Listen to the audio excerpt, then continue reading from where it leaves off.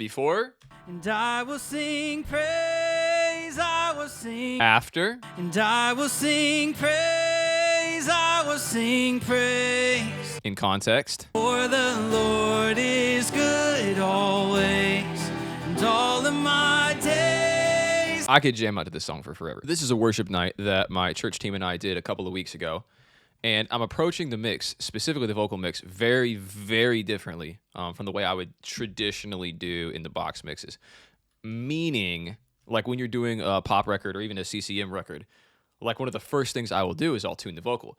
We're not tuning the vocal here. There's no reverb on this project. There's like everything that I would normally do, I'm not doing. Our lead vocal here, with nothing on it, already sounds pretty good. All of my days held by his grace. He's using an SM7B. Surprise, surprise. Really good for live scenarios because you're cutting out a lot of the crowd noise that we are, again, miking with our crowd mics. Ignore that massive low cut. You're already in a good spot because you're starting with a good recording. Tip number one, always start with a good recording. First thing I want to do to this is level things out. I'm using Dynassist. I say that like I've had this plugin. This is, to me, a brand new plugin. You can see I'm still in the trial mode. I got 13 days left. This is basically an automatic vocal rider.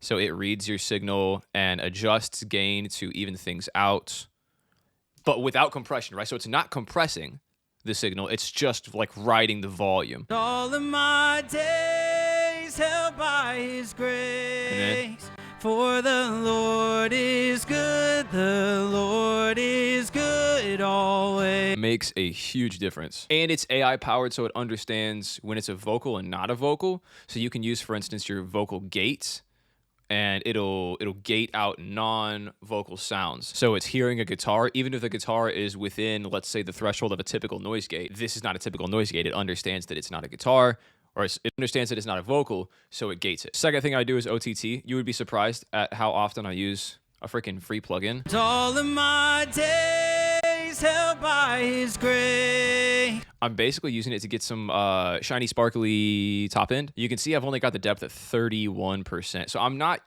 like heavily using this. It's still on like 100 up and down. I'm not adjusting the high, mids, or lows at all. I'm straight up just throwing the default OTT on there and then turning the depth down until I can barely notice it. Then you bring it back up a tiny bit, and there you are. All of my days. We're already getting somewhere. Next thing I do is just chop off the low end. It's literally just a low cut at like 100 hertz. It's nothing fancy. I just didn't want any like mic rumble, from the mic getting bumped or anything like that. All of my days. Probably won't be audible on a phone speaker or even AirPods. That's fine. But that's all I'm doing to this vocal. There's no sends. I don't think there's any bus processing either. The other thing I'm doing is with the crowd vocal, because the crowd mics are picking up his vocal.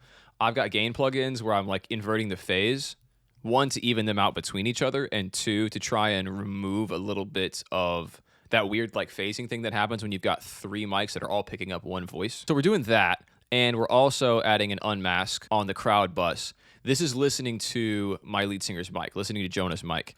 And so when he hits like a louder section, all of my days held by his grace. You see it's ducking those frequencies where his voice is most prominent. That's, again, just to help get him out of the crowd mics and just keep more of our voices as opposed to just his. For the Lord is good, the Lord. I'm not doing anything else. And to me, the tuning is the biggest difference. Like, yes, I can get a natural sounding tune with auto-tune, but I can't when there's two room mics. I can't when there's two room mics that are also picking up his voice. Because the second you start tuning, you get all kinds of weird chorusing effects because you're tuning the lead, but he's still popping up in the crowd mics. So we're opting to just leave the tune off by dint of necessity, because I would not be able to get a realistic sounding tune without introducing some chorusing and some artifacts. And for stuff like this, honestly, I don't think it's necessary. Like we said, less is more. So we're trying to do as little processing as possible. That's why I'm not even using reverb. I don't want to lose the feeling of being in the room when it happens. Do you know what I mean? And too much processing will kill that feeling if it's a live recording.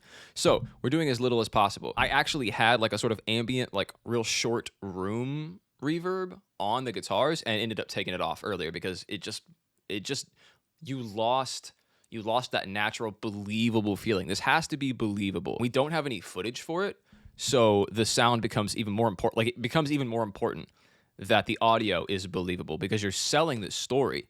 This was a specific event that happened in a place with a bunch of people, and it really happened, and it wasn't orchestrated in a studio, meaning everything we do in the mix has to follow that narrative, has to support that story. Volume automation, gain adjustments, a little bit of EQ, that's normal. That sounds normal to our ears. But as soon as you start introducing like backing tracks or reverb or tuning, like anything that like could not have happened live, then it just completely takes you out of it. The immersion is gone. Then the immersion is gone.